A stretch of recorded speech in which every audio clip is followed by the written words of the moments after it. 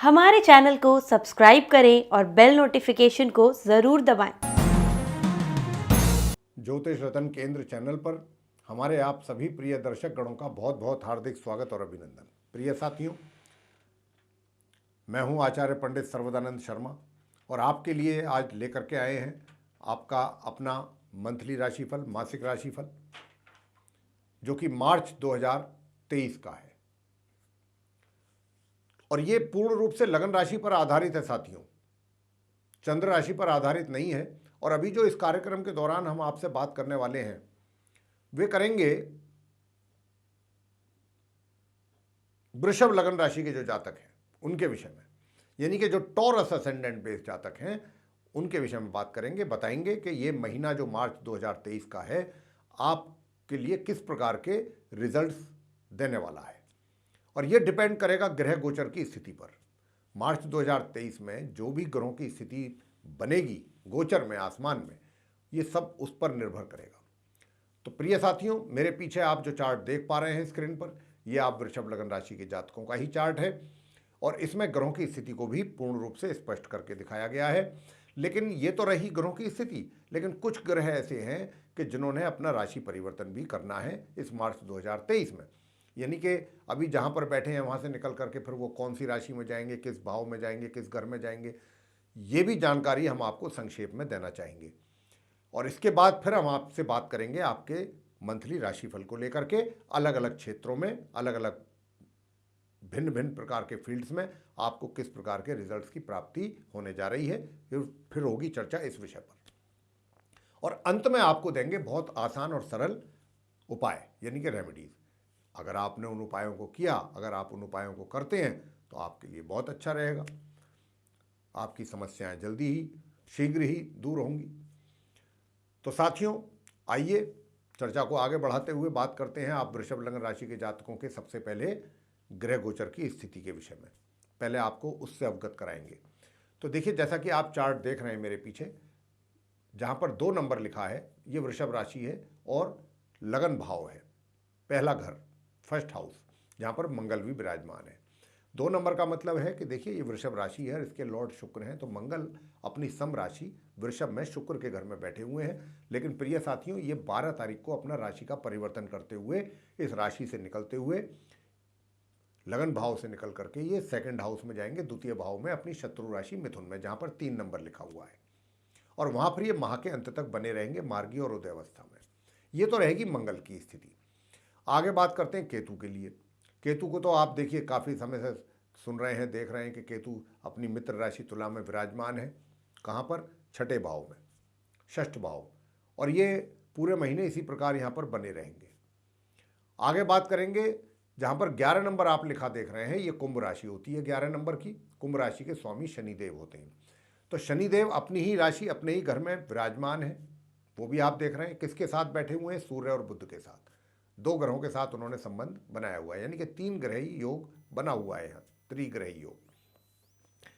लेकिन क्या है कि सूर्य जो है वो शनि के शत्रु हैं और बुध जो है वो समग्रह हैं शनि के। शनि उनको अपना मित्र मानते हैं, बुध अपना उनको समग्रह मानते हैं। तो यहाँ पर ये सूर्य बुध जो, लेकिन बुध अस्त भी हैं साथियों। तो यहाँ पर बुध का जितना प्रभाव और जितना अच्छे रिजल्ट्स मिलने चाहिए थे वो तो नहीं मिल पाएंगे, उसमें तो जरूर कमी रहेगी। तो साथियों, आपसे मैं बताना चाहूँगा कि देखिए ये जो सूर्य बुध शनि का जो योग बना हुआ है यहाँ पर दशम भाव में, जहाँ पर कुंभ राशि है, सूर्य जो है यहाँ पर अपना राशि परिवर्तन करने वाले हैं 15 मार्च को। और जब ये 15 मार्च को यहाँ से राशि परिवर्तन करेंगे, यहाँ से निकलेंगे अपनी शत्रु राशि कुंभ से, तो ये अपनी मित्र राशि मीन में प्रवेश करेंगे 11th हाउस में, जहाँ पर 12 नंबर लिखा है, वो इनकी मित्र राशि है, मीन राशि।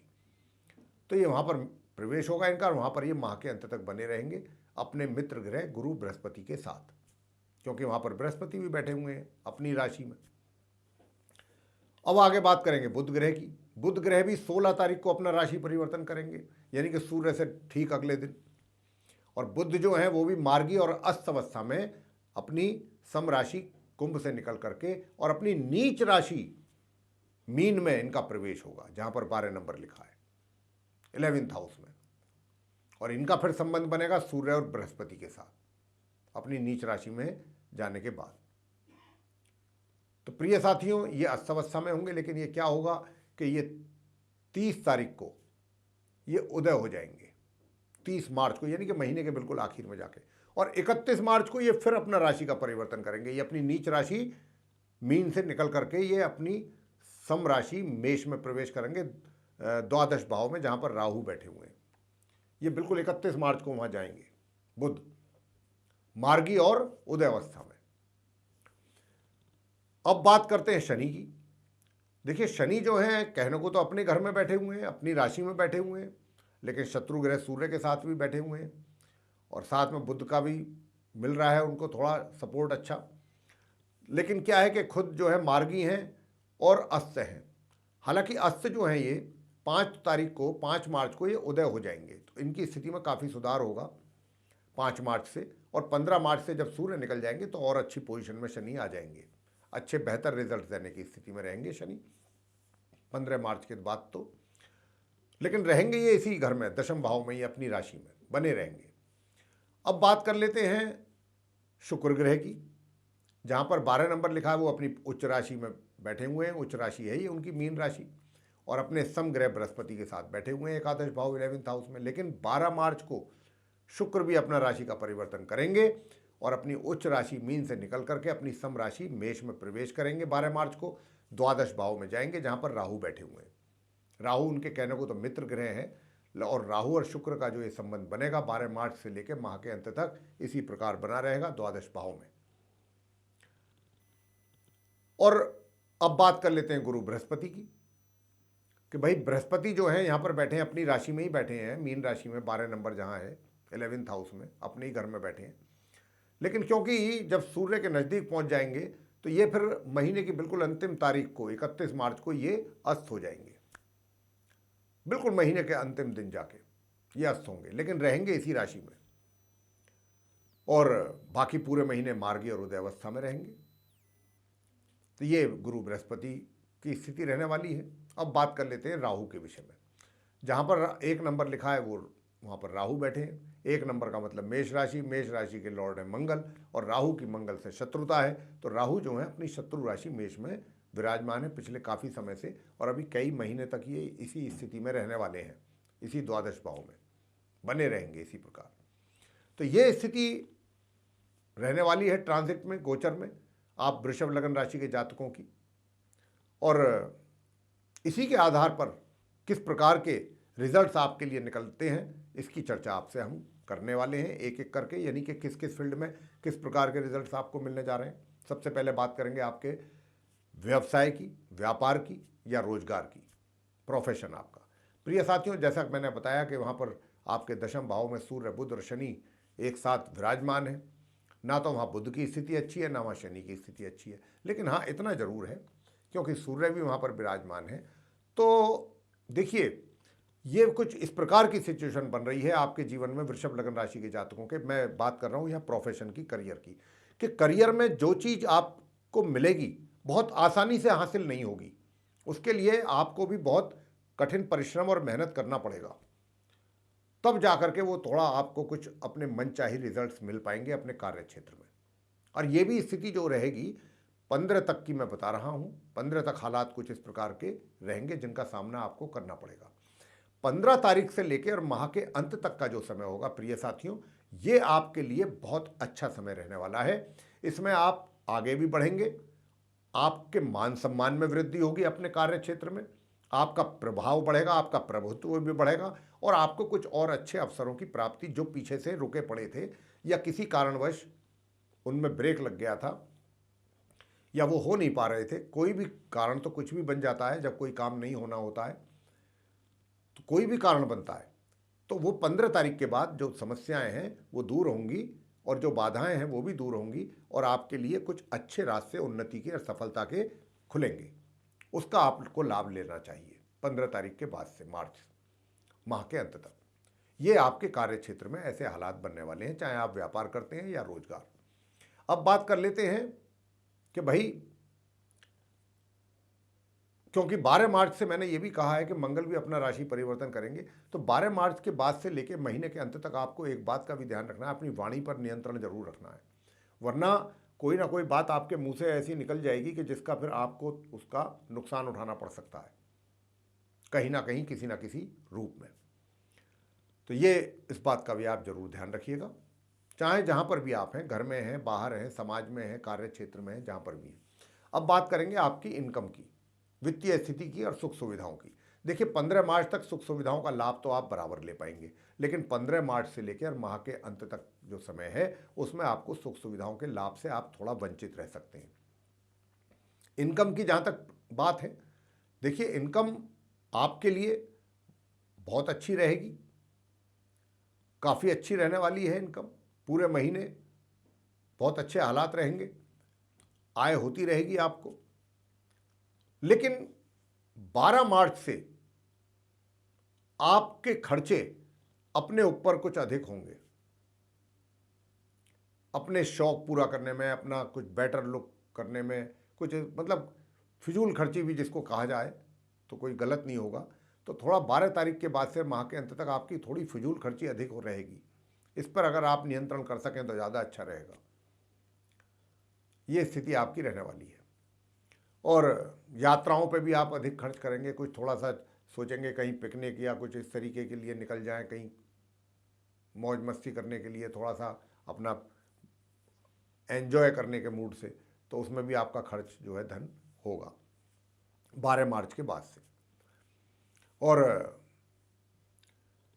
लेकिन कोर्ट कचहरी से संबंधित जो मामले हैं, कोई भी लीगल एक्टिविटीज़ है अगर कोई आपके साथ चल रही है, तो 12 तारीख से लेकर माह के अंत तक का जो समय होगा उसमें आपको काफ़ी रिलीफ मिलेगा, काफ़ी कुछ चीज़ें आपके लिए पॉजिटिव वे में आने वाली हैं। लीगल जहाँ तक बात करें, अगर हम कानूनी कोई कोर्ट कचहरी से संबंधित अगर कोई मामला है। अब बात कर लेते हैं प्रिय साथियों आपके प्रेम संबंधों की। तो प्रिय साथियों देखिए, प्रेम संबंधों का जहाँ तक प्रश्न है, प्रेम संबंधों को लेकर के तो कुछ बहुत ज़्यादा प्रोग्रेस या कोई बहुत ज़्यादा आप उसको एंजॉय कर पाएँ ऐसी स्थिति तो नहीं बनती दिखती। और हाँ, ये ज़रूर है कि भाई देखिए आपका जो मित्र है जिसके साथ भी आपकी संबंध बने हुए हैं पहले से, तो वैसे तो आप काफ़ी बुद्धिमत्तापूर्ण ढंग से उनको हैंडल कर रहे हैं और करेंगे भी, आगे भी करेंगे। लेकिन कहीं ना कहीं आपके मित्र के सहयोग में कमी का एहसास आपको ज़रूर होगा थोड़ा बहुत, कि भाई या तो वो मेरे किसी बात से नाखुश है, या कुछ और कोई ऐसी बात हुई है कि जिसकी वजह से वो पीछे हट रहा है, या कुछ इंटरेस्ट अधिक शो नहीं कर रहा है, या उसकी कोई अपनी मजबूरी है, या उसका कोई ऐसा तो नहीं है कि भाई अपने कार्य क्षेत्र में वो ज़्यादा अधिक बिजी है उस वजह से वो टाइम नहीं दे पा रहा है या बात नहीं कर पा रहा है। कुछ इस तरीके की चीज़ों का एहसास आपको होगा। लेकिन बावजूद इसके आपका व्यवहार आप बहुत पेशेंस के साथ उनके साथ रखने वाले हैं और चलेंगे। माइंड में तो आपकी चीज़ें आएंगी, लेकिन उसके बावजूद भी आप बहुत आराम से तसल्ली से उनको हैंडल करेंगे, ये चीज़ है। और विशेष रूप से कब ज़्यादा करेंगे हैंडल? 16 तारीख यानी माह मध्य से माह के अंत तक। माह के मध्य तक तो थोड़ा ज़्यादा डिस्टर्ब रह सकते हैं आप मेंटली, लेकिन उसके बाद जो है चीज़ों को समझते हुए आप कायदे से और ढंग से बहुत तरीके के साथ चीज़ों को हैंडल करने की कोशिश करेंगे अपने मित्र के साथ। लेकिन अगर मैं ये कहूँ कि विवाह का योग, तो भाई देखिए विवाह का योग तो कोई बनता दिख नहीं रहा है। हाँ, ये है कि बस ये मित्रता ज़रूर ऐसी है कि चलेगी, लेकिन इस मित्रता में बस यही है कि भाई मित्र का सहयोग आपको भरपूर मात्रा में मिल जाए, कुछ इसमें कमी मुझे दिखती है। मित्र के और आपके बीच में थोड़ा बहुत गैप रहेगा, वो भरपाई जो होनी चाहिए वो नहीं हो पाएगी। आगे बात करते हैं विवाहित जीवन की, मैरिड लाइफ को लेकर के कैसा रहेगा। देखिए 12 मार्च तक, 1 मार्च से लेके मैरिड लाइफ आपकी बहुत स्मूथ रहने वाली है, लेकिन 12 मार्च के बाद से माह के अंत तक आपकी मैरिड लाइफ में थोड़े लिटिल बिट टेंशन ज़रूर आ सकती है।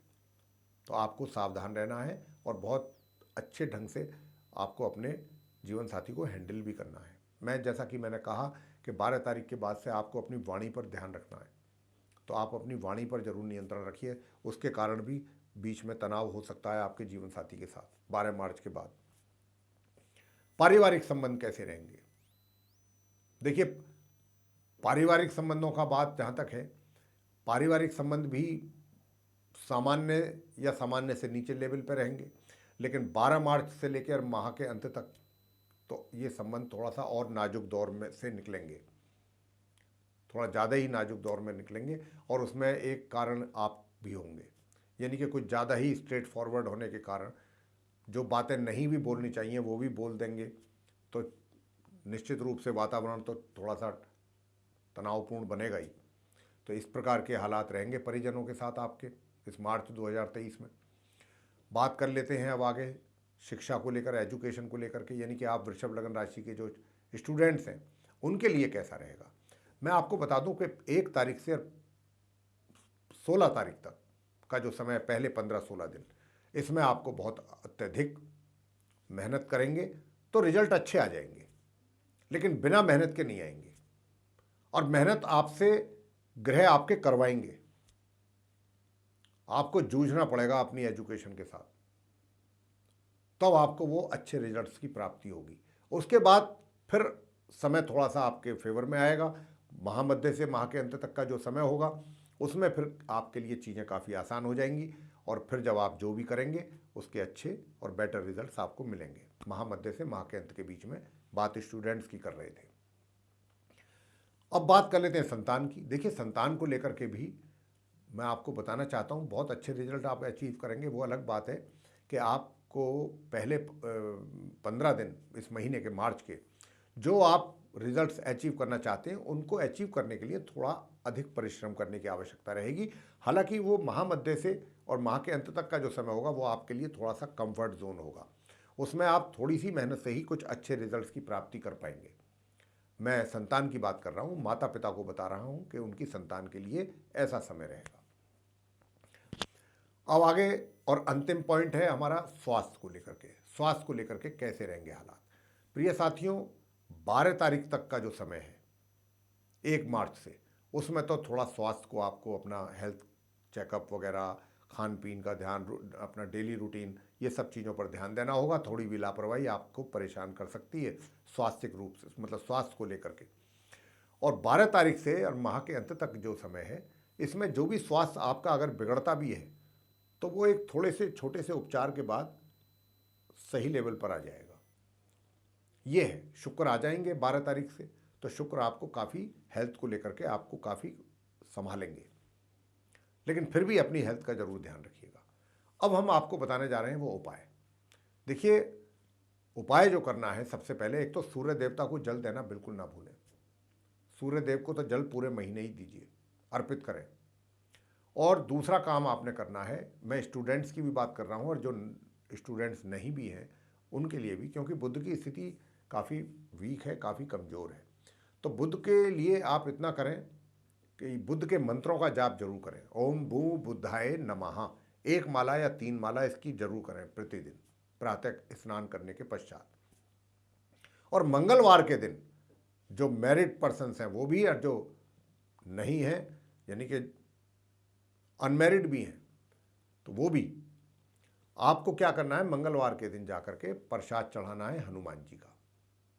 कुछ नहीं करना है, बस बेसन के लड्डू या बूंदी का प्रसाद चढ़ाएं और हनुमान जी के मूर्ति के आगे सरसों के तेल का दीपक जला करके वहाँ बैठ करके हनुमान चालीसा का पाठ, हनुमान जी की आरती, बस इतना करना है।